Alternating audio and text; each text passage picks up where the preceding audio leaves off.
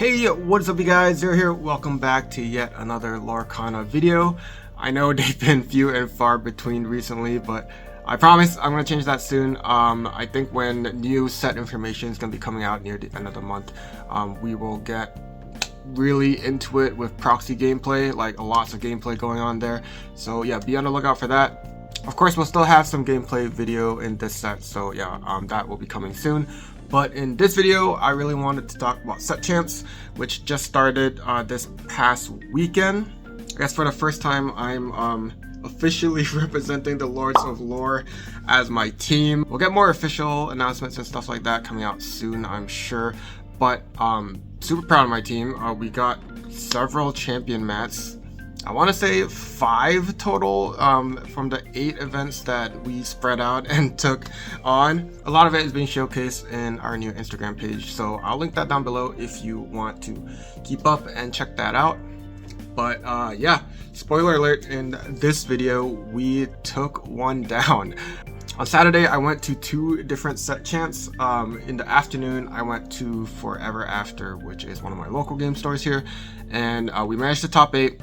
I didn't get to play many games. I had like a bye, and I also ended up IDing just to make sure that I got top 8 and got my promo, because I think if I played the last round out, there was a chance that I would have bubbled out if I lost. So I just didn't want to take that chance. I just secured top 8, but yeah, I didn't get too many games in. But that's not what this video is about. I wanted to talk about Chupacabra, which is another game store here.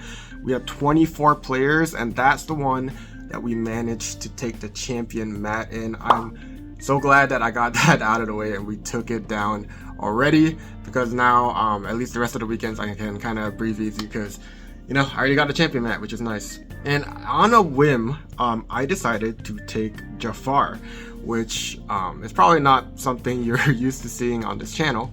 If you guys haven't been keeping up, that was popularized recently by Zan Syed, who took it to a tournament and did pretty well with it.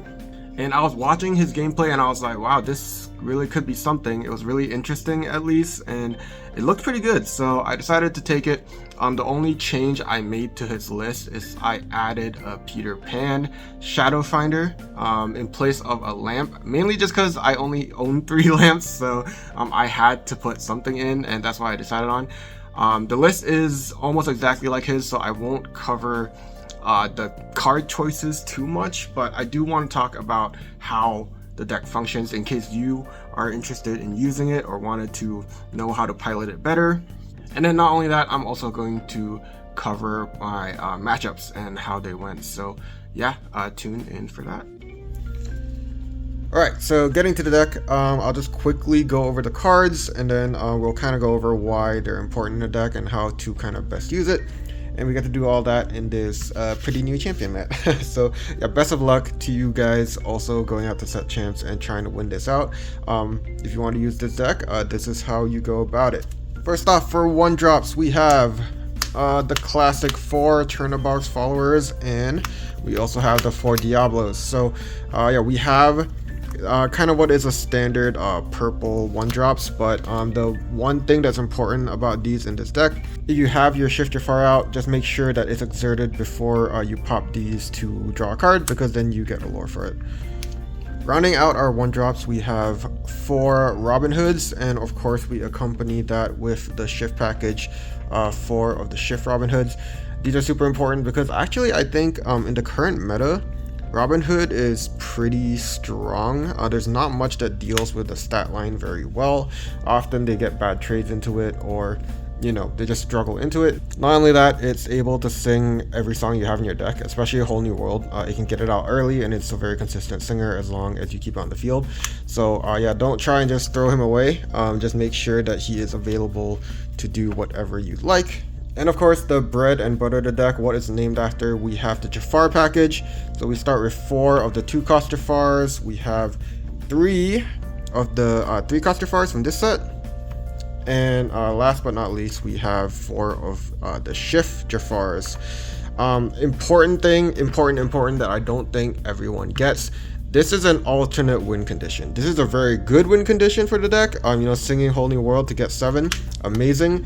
But it is an alternate win condition. You should not try and force it through to try and get it in the game. I will say I went through 5 rounds, and then we played top 8, top 4, and the finals.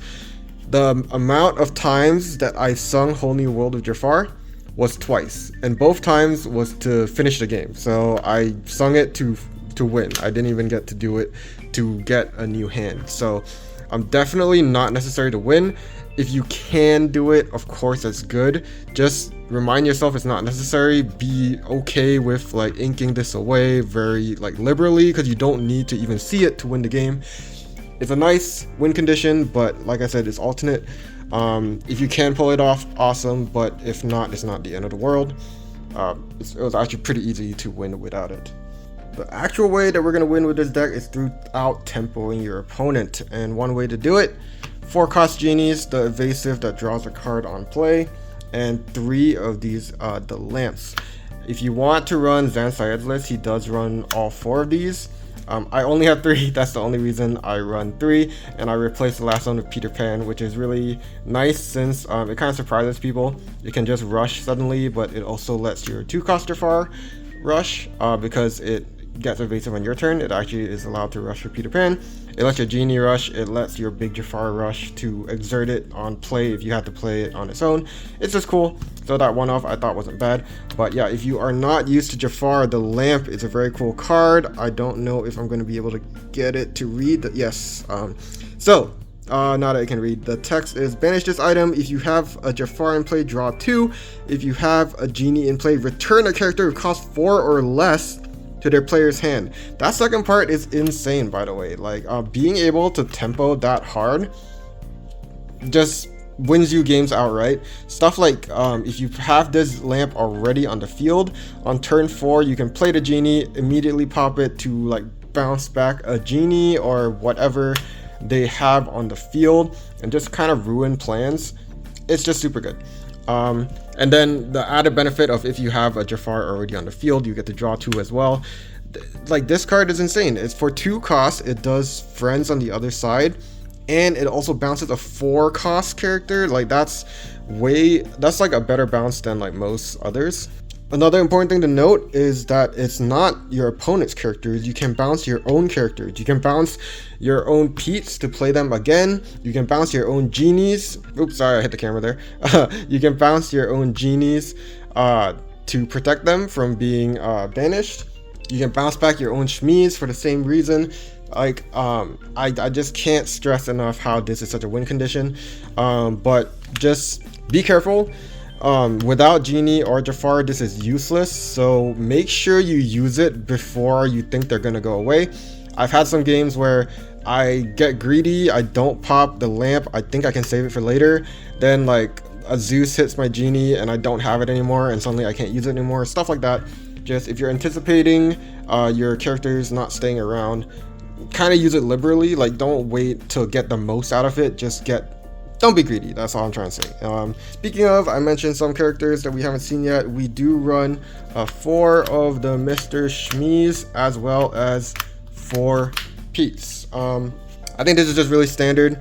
The Shmee will put a lot of pressure. I think as a Whole New World deck, Mr. Shmee just goes a lot harder because if you wheel and you get a bunch of Shmees, they suddenly put a lot of pressure. If you put a lot of them on the field at once, suddenly you're threatening to lore for a lot. And Pete is super important for I think any steel deck, but especially this one where you are able to bounce it back. Obviously we don't have the Madam Mims to get the most out of it, but we can still bounce it back. Not only that, we can kind of play Pete games where we Pete against other Petes, you know, try and get the advantage that way. Not only that, after you play your Whole New World, you most probably want to hopefully draw this Pete as well, so that we stop any shenanigans that your opponent is going to do on their turn, since they got a fresh new set of cards in their hand. Just super good. The fact that you can bounce this back is awesome, but it is a lot harder to pull off. Definitely just more like a last resort kind of thing, but nice that we can do it. And to round out our characters, 4 giant cobras. This is also bounceable, which is awesome as well if you need to get the lore. But some of the games I've ended just by playing a Whole New World, drawing like 2 of these, and then suddenly, since I have a whole new hand, I can, you know, like play 2 of these, discard 2 cards, gain 4 lore, and then the rest of my characters can quest out. Like, it is great, especially against some decks like Ruby, Amethyst, or like Blurple sometimes, where they don't have cards that can banish your card. Sometimes dropping this on 3 so that it can like sing friends and do stuff, and you know, trade very well too, because it's a really big body. Also very nice. Very good addition for this set. And finally, for removal, we have 4 strengths, 2 Zeuses. Strength is just a crazy card in this kind of deck where you can swarm quickly and then sing this to remove really big bodies. You have some really good singers, like you have your Pete, you have your Cobra that can sing this and get it out real quick. Zeus, you will be able to sing with Genie, you can sing it with Robin Hood, and it takes out really important targets like Maui Shark or just kind of anything. You kind of just want to fire these off when you're able to and hope to get the board, because at the end of the day, board control is the most important part of trying to win with this deck. I've had crazy turns like playing a 1-drop, playing a lamp on 2, on 3 I play Pete to stop anything, and then I play Genie, pop the lamp, sing strength, and then suddenly the board is mine. So yeah, like stuff like that. And to round out the songs, we have our draw songs, the strongest one on the face of this planet, Friends of the Other Side, Pot of Greed, Hard to Say No To, and we have 3 Whole New Worlds. If you want to run 4, of course, feel free to, but again, this is an alternate win condition with Jafar, so it is fine to only run 3. You brick on it less, and you know, there's so many avenues to draw with this deck, like Lamp with Friends, playing Genie, stuff like that, that you often don't want to rely on this like your sole only way to draw.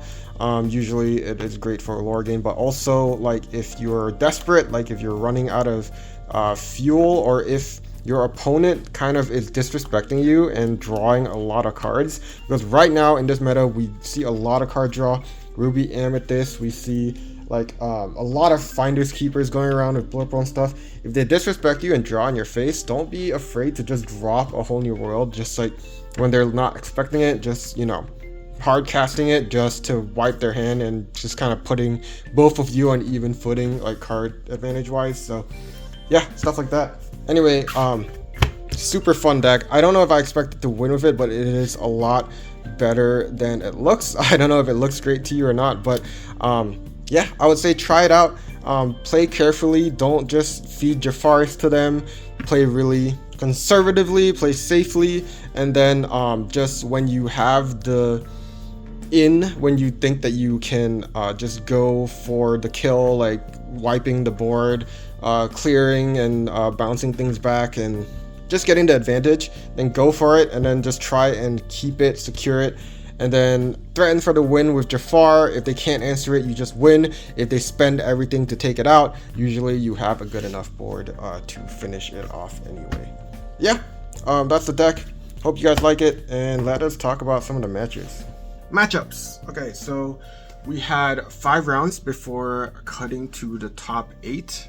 Round 1, we were up against Emerald Amethyst. They were playing Maleficent Staff and like a bounce centered deck, so they were trying to bounce stuff back with like Cloud Kicker. They had Emerald Chromacon, the Muses.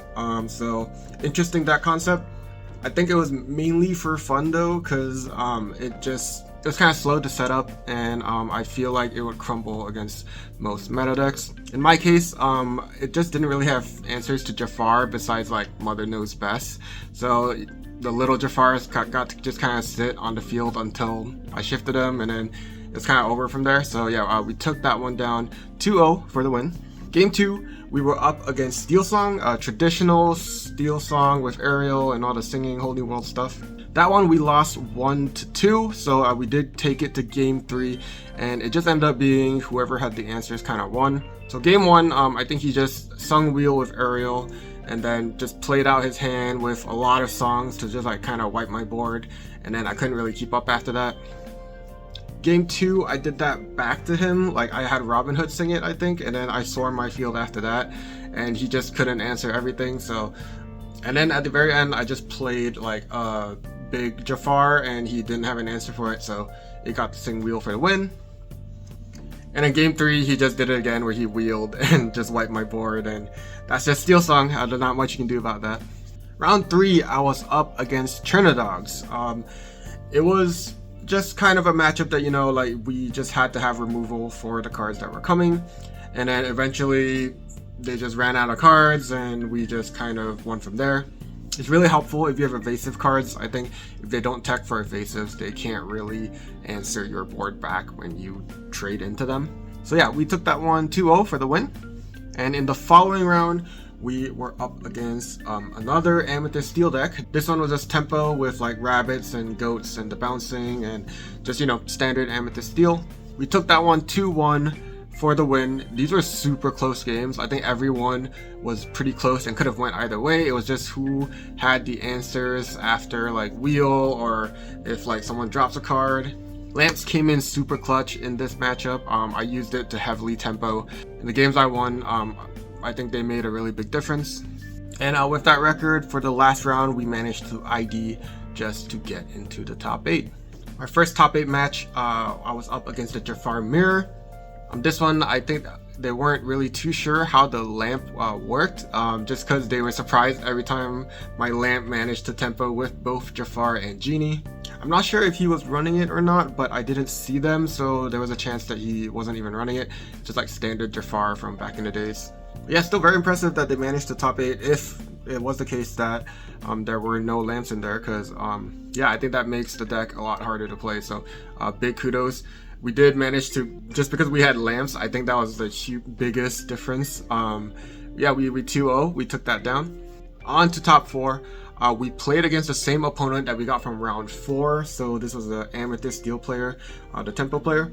Again, super close matches. We won 2-1, and it was again just like back and forth, and whoever had the answers kind of won. Game 1, I was super impressed. He did like this repeat combo where he just kept bouncing the Pete back, but he did it at such like correct moments that just kept disrupting my strategy. Like, it was just the right time that my JAFAR couldn't sing wheel, or I couldn't sing to take out his cards, and he just kept questing, and he took it. And that was game 1 while I was on the play, because I was higher seated, so that really worried me, where I was like, oh, this could be the end right there. If he does this to me again, that's it. But the next game, I ended up doing it back to him. Obviously, I can't bounce my Pete as easily as him, but I just had multiple Petes, and I just kind of played it again at the right times to kind of disrupt him. And I think even at the end, one of my lamp bounces, I did it to my own Pete to get it out again. So kind of pseudo bouncing right back at him. And then the last game, I think lamp came in clutch once again. And eventually, I still think it could have ended either way. I just managed to put a JAFAR down, the big JAFAR, and it managed to stick. And a wheel won me the game. And last but not least, up into the finals match. This opponent was my ID, so he was my opponent for round 5, and we ended up IDing. He was playing Blurple, which was really fun to see. He was actually playing against the Steel Song player that beat us, so our only loss for the day. He was playing him in the top 4, and I begged him to beat him just because I was just worried about Steel Song, because it was kind of like oh, if they get it, then they beat you, and I didn't really want to do that kind of coin flip, so I begged him to beat him, and he came through for me. This guy came in clutch. He is such a goat, and we even talked after, and he's a super nice guy, so glad to have met him in the finals. He was playing Blurple. We did manage to 2-0 win, very fortunately for us. Luckily, once again, we were just higher seated. Like all of the people higher than us were getting knocked out by these other players, which was amazing. And game 1, he managed to even miss ramp, so like that's almost a death sentence against our deck, I think, because of the tempo that the lamp gives us and stuff. Then it just puts him further and further behind, and then he just ended up not being able to catch up. And then game 2 was way closer. He managed to ramp, he managed to Hades multiple times, but every time he Hades, he had to use it on our little JAFARs, just because of the threat of shifting into wheel would have brought me super close to winning. I think I was like 11 or 12 lore, so he kept denying me there. And then finally, I just had enough ink to just hard play my big JAFAR, which he again managed to Hades, but by then I just had enough pressure with like genies and other things on the board that I got to just quest for the win. So yeah, that was super fun. I'm just glad I got to play a fun deck and it ended up doing so well. I thought it was good and I thought I was doing pretty well with it, but I don't know if I expected to win the whole thing. I think as we got closer and closer, I kind of started to feel like, yeah, you know, I could maybe do this. And we ended up taking it. So yeah, no, I'm still riding that high. It was super fun. If you want to play this deck, take it out for a test run, see how it feels. It's definitely super fun to play. So yeah, thanks to Zan Syed for making the deck and piloting it well enough in a tournament that I got interested in trying. Shout out to the Lords of Lore.